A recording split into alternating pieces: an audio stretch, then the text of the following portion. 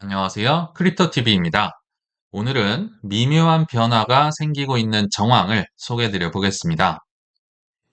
최근에 절대 안 일어날 것 같은 일이 순식간에 반전이 되면서 벌어진 것 같습니다. 코인의 상승이었으면 좋겠지만 그것과 연관이 돼 있는 일이었는데요. 바로 원달러 환율이 드디어 잡혀가고 있다는 겁니다.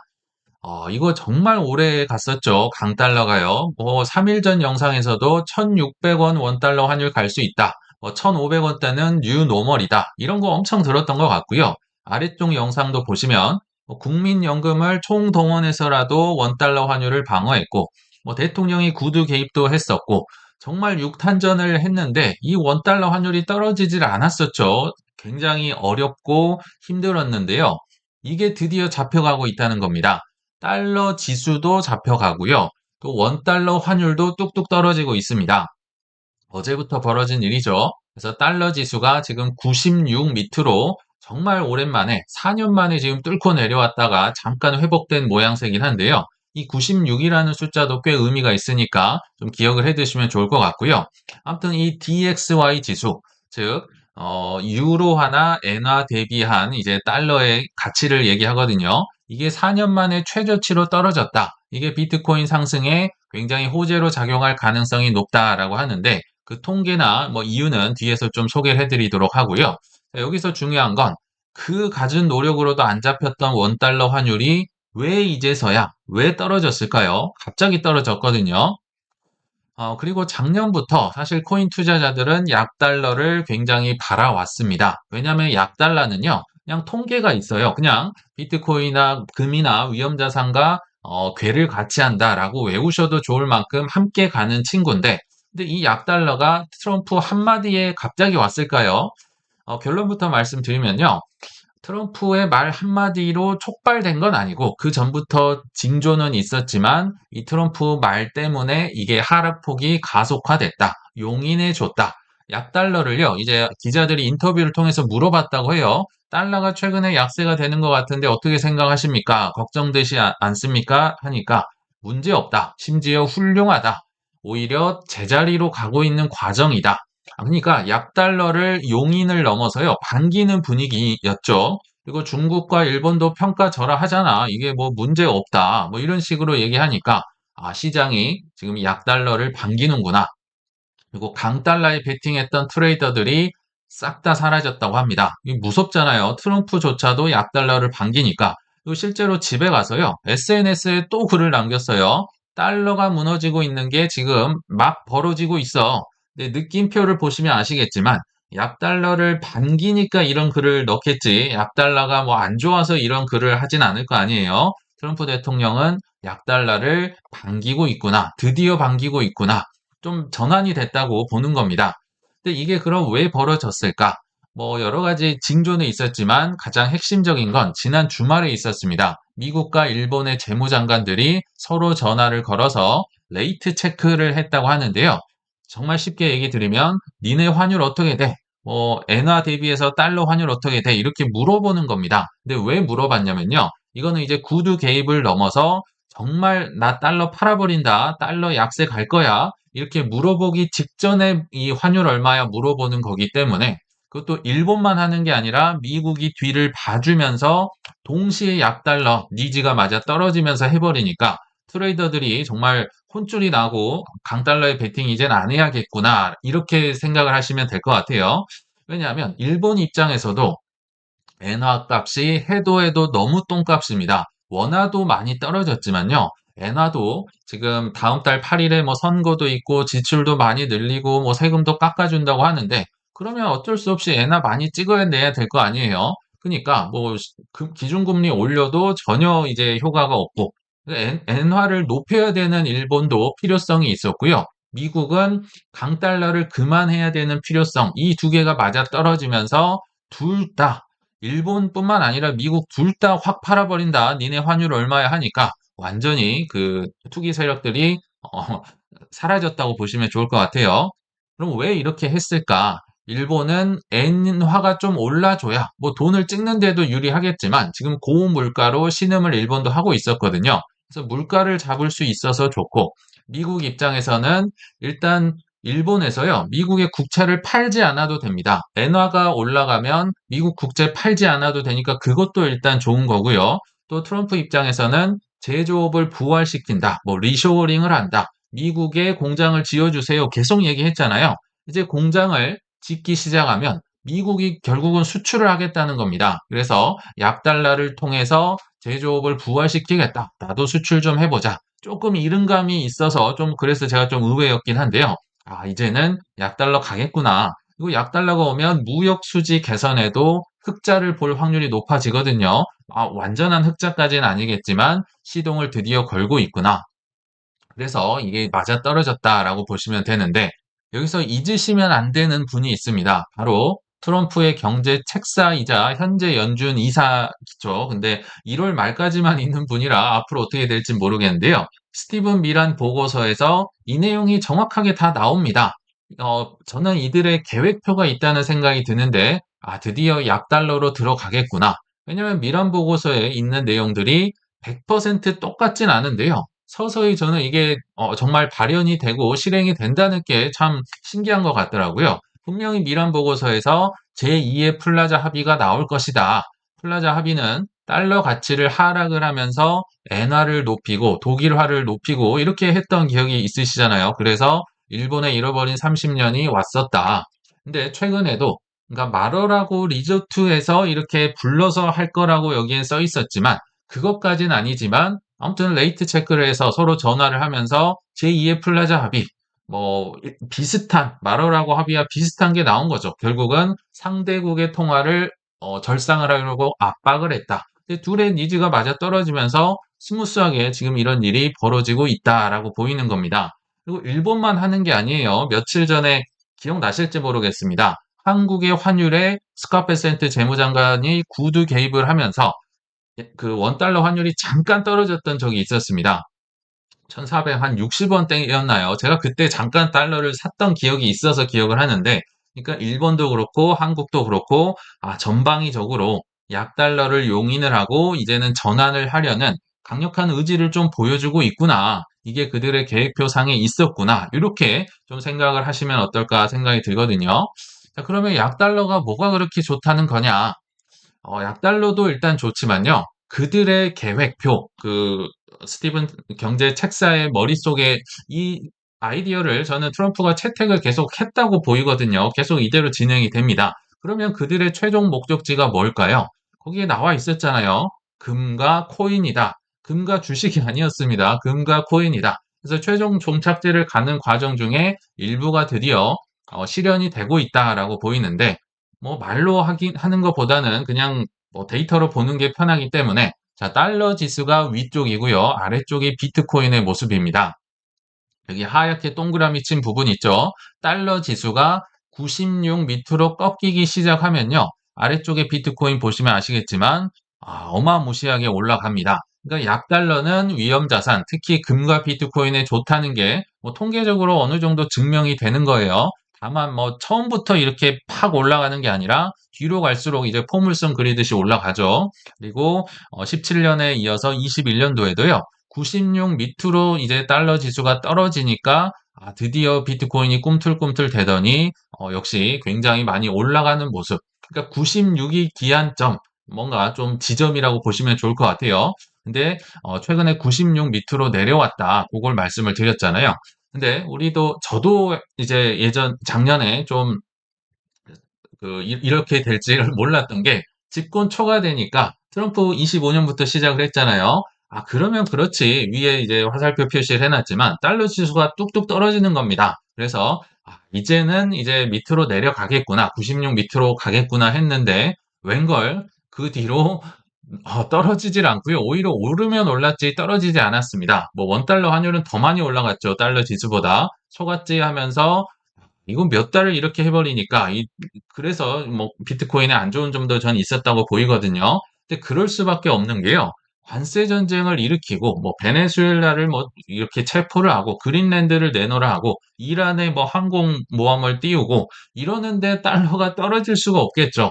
금과 함께 달러도 안전 자산이기 때문에 어쩔 수 없이 제가 볼 때 이 기간은 금과 달러의 상승을 용인하는 기간이었다. 근데 이게 트럼프의 의지였고 강력한 저는 그 강달러를 유지하는 기간이었다고 보는데요. 최근에 약달러로 전환이 됐다. 그리고 트럼프가 이거를 용인했잖아요. 그리고 일본의 공조까지도 있었고요. 저는 이거를 서서히 파티를 하겠다라는 시동 거는 걸로 보인다는 겁니다. 왜냐하면 관세 전쟁, 베네수엘라, 그린란드를 쳐들어가면서 약달러를 같이 할 수 있을까요? 그럴 수는 없습니다. 왜냐하면 이런 지정학적 위기가 있으면 결국 금이 올라가고 달러도 강해지고 이렇게 될 수밖에 없거든요. 그래서 둘 중에 하나를 선택을 해야 되는데, 이제부터는 관세 전쟁 조금 덜 일으킬 수도 있고요. 베네수엘라, 그린란드 조금 대화로 풀어갈 수도 있겠다. 왜냐하면 약달러를 아까 좋아하는 모습이 보였잖아요. 그래서 서서히 파티로 가는, 유동성 파티로 가는 시동을 거는 모습이 제 눈에는 포착이 됐다. 그리고 약달러도요, 그냥 상식적으로 약달러가 왔다는 게 뭘 의미하는지 생각을 해보시면 되는데요. 항상 환율은 수요와 공급이면 어느 정도 해결이 됩니다. 약달러가 왜 왔을까요?